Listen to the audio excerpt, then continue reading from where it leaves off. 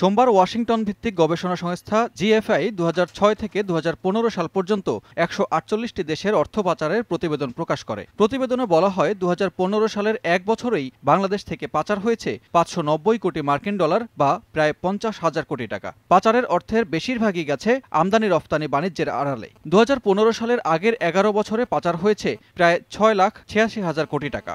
যদিও 2014 সালের তুলনায় 2015-তে কিছুটা কমেছে। পরিকল্পনা মন্ত্রী জানালেন, অর্থ পাচার রোধে এরই মধ্যে সরকারের বিভিন্ন পর্যায়ে আলোচনা হয়েছে।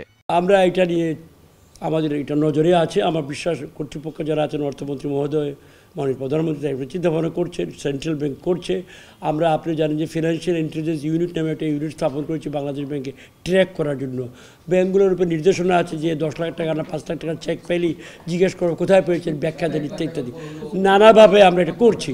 অর্থ পাচারের এমন চিত্রে উদ্বেগ জানিয়েছে টিআইবি। আমরা মনে করি যে সরকার যদি সক্রিয় হয়, উদ্যোগী হয়, সৎসাহস থাকে, তাহলে অবশ্যই ব্যক্তির পরিচয়ের দিকে না তাকিয়ে যদি অভিযান চালায় তাহলে পাচারকৃত অর্থ ফেরত আনা সম্ভব এবং যারা এর সাথে জড়িত তাদেরকে চিহ্নিত করে বিচার আওতায় আনা সম্ভব।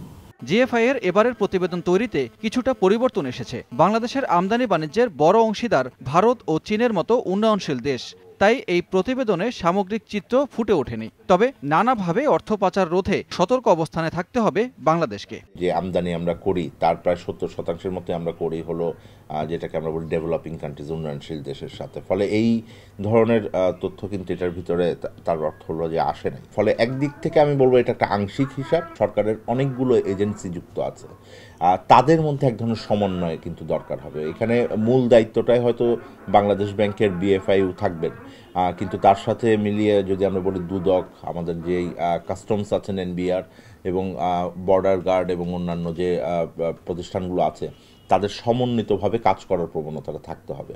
অর্থ পাচার নিয়ে করা ওই প্রতিবেদনে দেখা যায় এশিয়ার 30টি দেশের মধ্যে সর্বোচ্চ মালয়েশিয়া থেকে পাচার হয়েছে 3,300 কোটি ডলারের বেশি। প্রতিবেশী দেশ ভারত থেকে পাচার হয়েছে 980 কোটি ডলার। সানবীর রূপল, সময় সংবাদ, ঢাকা।